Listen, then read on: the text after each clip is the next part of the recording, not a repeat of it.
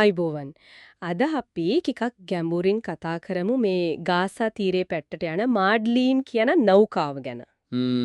මේ කතාවට අපි පදනම් කරගන්නේ ෆ්‍රීඩම් ෆ්ලොටිල්ලා කෝලිෂන්. ඒ කියන්නේ FFC එක ජූනි 1 වෙනිදා නිකුත් කරපු මාධ්‍ය නිවේදනයක්. ඉතින් බලමු මේ සිද්ධිය ඇත්තටම වැදගත්කම මොකක්ද?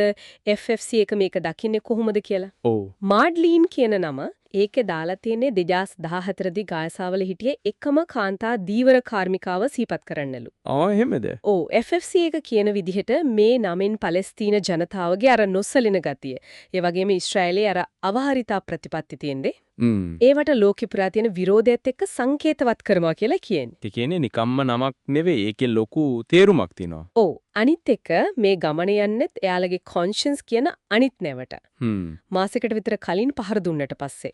ඒ සිද්ධියත් එක්ක තමයි මේක සම්බන්ධ වෙන්නේ. ඒ වගේම අර FFC එකේ මාධ්‍ය නිවේදනයේත් එයාලා කියනවා මේක නිකම්ම ආධාර බෙදෙන ගමනක් විතරක් නෙවෙයි කියලා. එයාලා මේක දකින්නේ අර ඊශ්‍රායලේ පනවලා තියෙන ගාසා වටලෑම තියෙනවනේ. ඒකට කරන සිජු අභියෝගයක් විදිහට. FFC එක කියන්නේ ඒ වටලෑම නීති විරෝධී සහ ජන සංහාරක කියලයි. ඒ කියන්නේ යාළගේ ස්ථාවරය හරිම පැහැදිලි.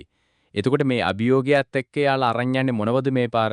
ආධාර විදිහට නිවේදනයේ තිබුණ විදිහට ලදුරු කිරිපිටි, පිටි, හාල් වගේ කැම බීම. ලදුරු නැපි, කාන්තා සනීප ආරක්ෂක දේවල්, එතකොට අර වතුර පිරිසිදු කරන කට්ටල. ඒව නම් ගොඩක් වැදගත් ඇති. බෙහෙත් හේත් කිහිලිකරු අර ළමයින්ට අවශ්‍ය කෘත්‍රිම පාදත් මේවයි තියෙනවා කියලා සඳහන් වෙනවා. ඇත්තටම අත්‍යවශ්‍ය දේවල් රසක්. ඒ වගේම මේ ගමනට එකතු වෙලා ඉන්න අයත් ටිකක් විශේෂයි නේද? විවිධ රටවලින් ස්වේච්ඡාසේවකයන් ඉන්නවා. ඒ අතරේ අර යුරෝපා පාර්ලිමේන්තු මන්ත්‍රී කෙනෙක් රීමා හසන්. ඒ වගේම අර දේශගුණික සාධාරණත්වය ගැන කතා කරන ග්‍රේටා තුන්බර්ග්. ග්‍රේටා තුන්බර්ග් යාත් ඉන්නවාද? එයාත් ඉන්නවා කියලා FSC නිවේදනයේ තියෙනවා.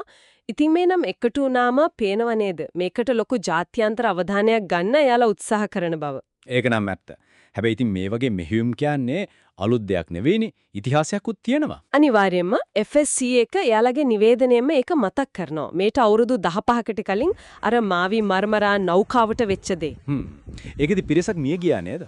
ස්වේච්ඡා සේවකයන් 10 දෙනෙක් මිය ගියා.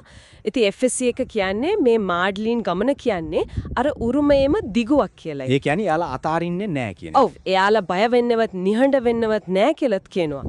වැදගත්ම දේ මේක සම්පූර්ණයෙන්ම සාමකාමී සිවිල් ප්‍රතිරෝධයක් කියලත්.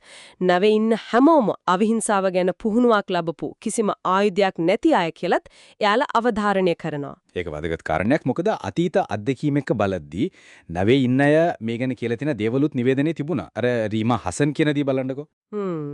නිහනව ඉන්න එක මධ්‍යස්ත වීමක් නෙවෙයි, ඒක වරදට හවුල් වීමක්.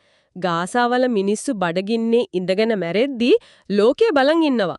මේ නැවෙන් ආධාර විතරක් නෙවෙයි, ඉල්ලිමකුත් ගෙනවා. වටලෑම ඉවර කරන්න. ජන සංහාරේ නවත්තන්න කියලා. හරිම සෘජු ප්‍රකාශයක්. ඒ වගේම ග්‍රේටා තුන්බර්ග්ගේ අදහසත් බලන්න මිනිස්සු මිලියන 2ක හිතාමතාම බඩගින්නේ තියෙන හැටි අපි දකිනවා. ලෝකෙට නිකම් බලාගෙන ඉන්න බෑ.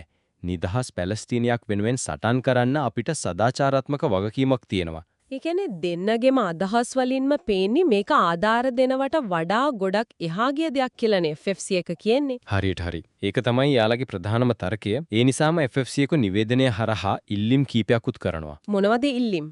එකක් තමයි මාඩ්ලින් නැවට ආරක්ෂිතව ගමන් කරන්න ඉඩ දෙන්න කියලා ලෝකයේ ආණ්ඩු වලින් ඉල්ලනවා. අනිත් එක මේ මෙහෙයුම ගන්න හරියට නිවැරදිව වාර්තා කරන්න කියලා මාධ්‍ය ආයතන වලින් ඉල්ලනවා. ඒකත් වටකත්. ඒ වගේම ලෝකේ පුරා ඉන්න අර හෘද සාක්ෂියක් තියෙන මිනිස්සු කියලා යාලා කියන්නේ ඒ අයගෙන් ඉල්ලනවා නිහඬව නොඉඳ ගාසාව වෙනුවෙන් ක්‍රියාත්මක වෙන්න කියලා.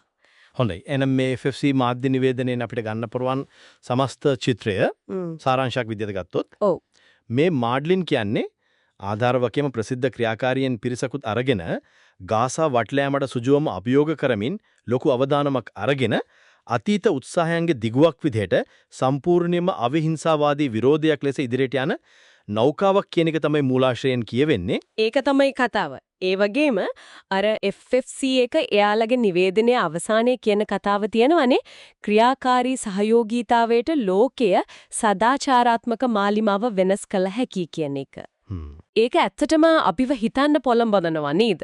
ඒ කියන්නේ මෙවැනි සෘජු සිවිල් ක්‍රියාමාර්ග හරිම සංකීර්ණ දේශපාලන තත්යන් ඇතුලේ සංවිධායකයන්ම කියන විදිහට ලොකු අවදානම් මැද්‍ය වුණත් ඇත්තටම මේවට කොයි වගේ බලපෑමක් ඇති කරන්න පුළුවන්ද? ඒකේ තියෙන ශක්තියේ ඒ හැකියාව කොයි වගේද කියන ප්‍රශ්නය.